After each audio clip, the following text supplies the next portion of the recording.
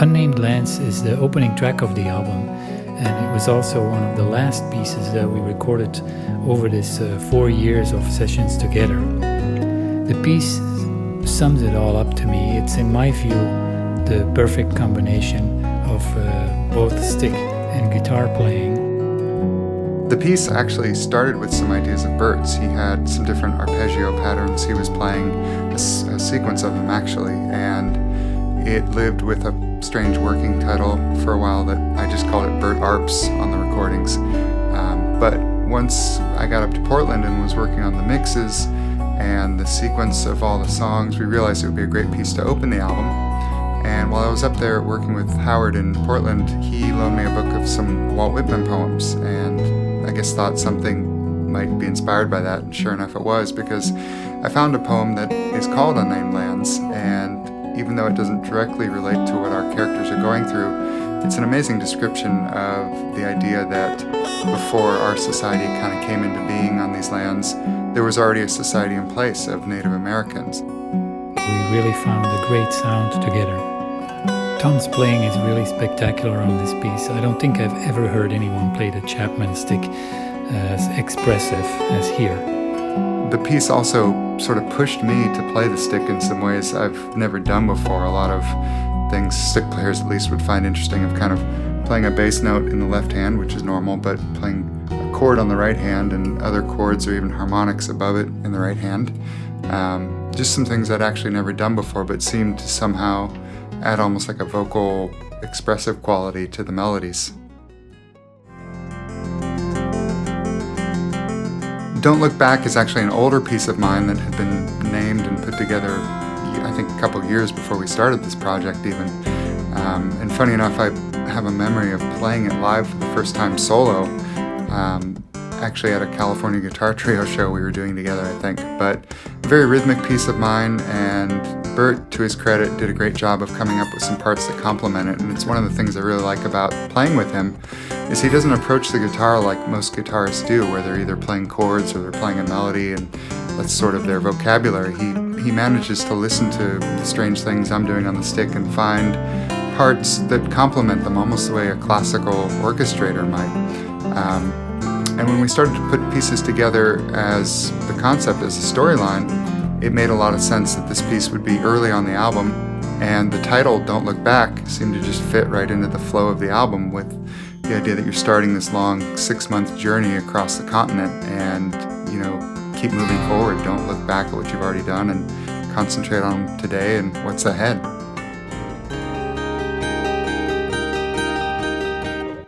The Prairie Sweet is the longest piece on the album, and it was really sort of a centerpiece of the album in a way, in that while we were working on it, I had a very clear image of a story come to my imagination. And it was strange because I hadn't been reading any books along these lines or seen any movies along these lines, but it was an image of a group of travelers moving west across North America in what I now know would have been the mid-1800s. And specifically an adventure they have along the way where they encounter a pretty violent storm and are just struggling to kind of hold everything together and stay alive, really, in the middle of nowhere. But some of them also think in the noises of the storm, they're hearing maybe voices, almost like a warning from what they think might be Indian spirits, kind of warning them to stay off these lands that they're going through.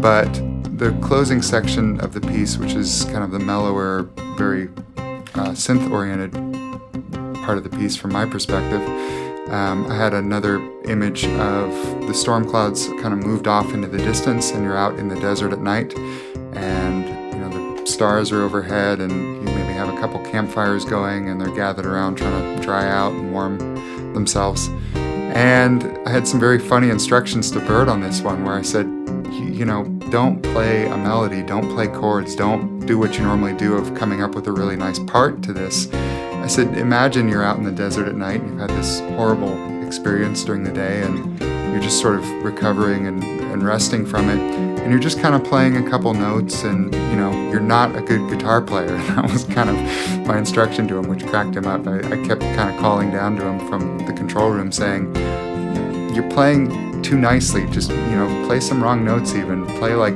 you're out of tune, and things aren't quite together. A Red Glow Against the Sky is actually one of 3 pieces on the album that came directly from our improvisation sessions. Just kind of an interesting moment that happened in itself, and we didn't really have to tweak it from that point.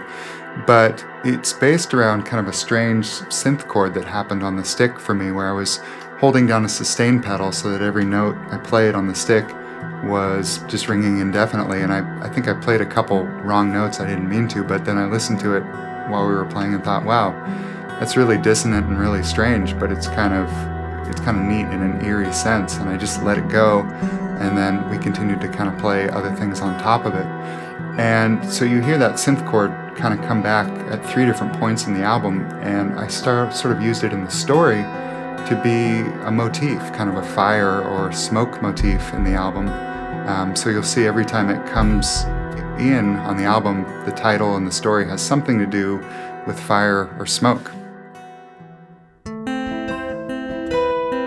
It started with kind of a theme, a melody that came out of one of the improv sessions that I was playing, and we started kind of moving it around to some different keys and some different feels, sometimes more reflective, sometimes a little more active. And as we were searching for names for this and trying to figure out where to put this song on the album, there were several different names that seemed to fit.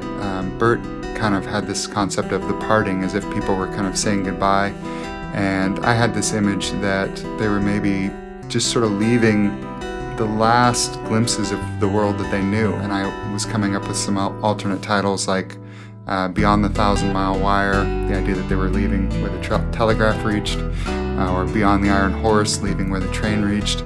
And there were some elements at the end of the song where it gets kind of very rhythmic, and there's some stick loops going and some very kind of driving things that we both thought did kind of sound like a train.